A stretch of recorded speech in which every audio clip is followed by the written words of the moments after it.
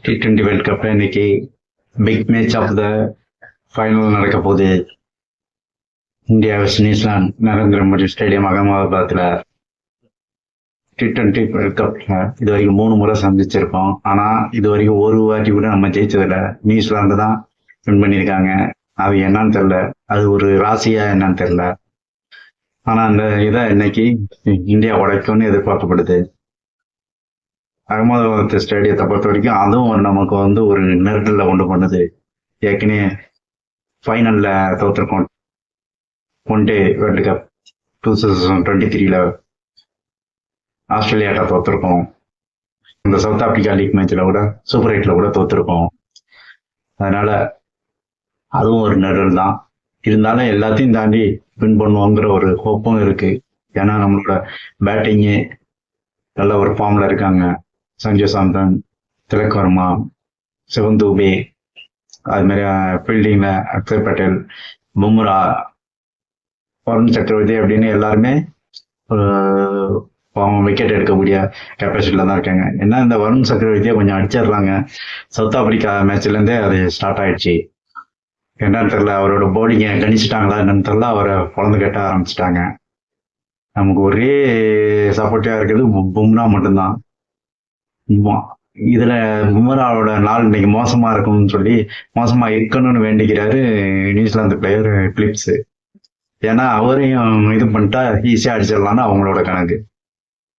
அது அவங்களோட இன்னைக்கு டார்கெட்டே அப்படிதான் இருக்கும்னு நினைக்கிறேன். அவங்களோட பிளானே பும்ராவை நம்ம டார்கெட் பண்ணிட்டா எல்லா போர்டுலையும் அடிச்சிடலாம் அப்படின்னு அவங்களோட இதா இருக்கும். நம்ம டீம் என்ன பண்றாங்க, என்ன ஐடியாவை இதுல எக்ஸிக்யூட் பண்றாங்க என்னன்னு தெரியல. அதே மாதிரி பேட்டிங்ல அபிஷேக் சர்மா இன்னைக்கு ஏதாச்சும் சைன் பண்ணாதான் இந்தியாவுக்கு கொஞ்சம் நல்லா இருக்கும். ஏன்னா அவரு தொடர்ந்து 2 பால் 3 பால் 3 ஷாட் அடிச்சுட்டு இல்ல டக் அவுட்டு இல்ல 10 ரன்னுக்குள்ள அவுட் ஆகிட்டு போயிட்டே இருக்காரு. இது இப்படியே கண்டினியூ ஆச்சுன்னா இன்னும் இன்னைக்கு மற்றவங்களுக்கு அது ஒரு இதா டிராபேக்கா தான் இருக்கும். ஏன்னா மற்றவங்க மேலேயே ஒரு ப்ரெஷரை போட்டுக்கிட்டு இருக்காரு இவரு. அவர் கூட யார் பார்ட்னர்ஷிப் வராங்களோ அவரு மேலேயே ப்ரெஷரா போட்டுக்கிட்டு இருக்காரு. அவர் மேல, சஞ்சு மேல, இஷான் கிஷன் மேல. அது மாதிரி சூரியகுமார் யாதவும் சொல்லிக்கிற மாதிரியா இந்த சீரீஸ்ல ரொம்ப எல்லாம் ஃபார்மா விளையாடல. ஏதோ 1-2 மேட்ச் தான் விளையாண்டாரு. மற்றதுல எல்லாம் ஒரு 10 ரன்னு 15 ரன்னு 20 ரன்னு அப்படின்னு தான் அடிச்சுட்டு போயிட்டு இருக்காரு. அவரும் அவரோட ஃபார்மும் முக்கியம். பவுலிங்கை பொறுத்த வரைக்கும் நியூசிலாந்து நல்ல ஃபார்ம்ல தான் இருக்காங்க. லீக் மேட்ச்ல எல்லாம் ஒரு சாதாரணமா விளையாண்டுட்டு சாதாரணமா டீம் மாதிரியா தான் தெரிஞ்சாங்க. ஆனா திடீர்னு செமிஃபைனல்ல ஒரு விஸ்வரூப வெற்றியை பெற்றாங்க. டீமே ஒரு பயங்கரமான ஃபார்முக்கு வந்த மாதிரியா தெரிஞ்சது.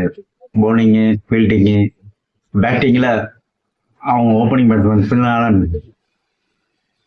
செமிஃபைனல்ல செம்ம ஃபார்ம்ல இருந்தாரு. 33 பால்ல செஞ்சுரி அடிச்சாரு. அதனால அவரோட விக்கெட்டும் இன்னைக்கு ரொம்ப மெயின். சப்போஸ் அவங்க நியூசிலாந்து ஃபர்ஸ்ட் பேட்டிங் பண்ணாங்கன்னா ஒரு 180 இல்ல 170 அந்த ரேஞ்சுக்குள்ள சுருட்டணும். அப்படி சுருட்டலைன்னா நமக்கு ரொம்ப கஷ்டமா இருக்கும். Second batting suppose first batting India பண்ணிச்சுன்னா அட்லீஸ்ட் ஒரு 200 தாண்டணும் டார்கெட். ஏன்னா செகண்ட் பேட்டிங் பண்றப்ப நியூ ஃபேக்ட் வர வாய்ப்பு இருக்கு இந்த ஸ்டேடியத்துல. அதனால சேசிங் பண்ண கொஞ்சம் ஈஸியா இருக்கும், பேட்டுக்கு வரும். அதே நேரத்துல கிரவுண்டும் பெரிய கிரவுண்டு, சிக்ஸர்லாம் அவ்வளவு சீக்கிரம் அடிச்சிட முடியாது. அதனால சிக்ஸர் அடிக்கிறது பெரிய பிக் சிக்ஸர் மட்டும்தான் சிக்ஸரா மாறும். நார்மலா அடிச்சா அது பவுண்டரிக்கு தான் போகும், அது கேட்சாகவும் மாற வாய்ப்பு இருக்கு. ஆக மொத்தம் இந்த ஃபைனல்ல வேர்ல்டு கப் நம்ம திருப்பி கண்டினியூவா தூக்குறோமாங்கிறது நைட்டு தான் தெரியும். ஏன்னா இதுக்கு முந்தி கண்டினியூவா எந்த நாடும் T20 வேர்ல்டு கப்பை வின் பண்ணது கிடையாது. அதே மாதிரியா ஹோஸ்டிங் பண்ண நாடும் வின் பண்ணது கிடையாது T20 வேர்ல்டு கப்பை.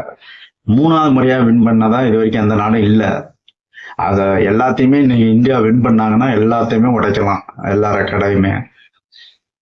நம்புவோம், கப்பை தூக்குவோம்.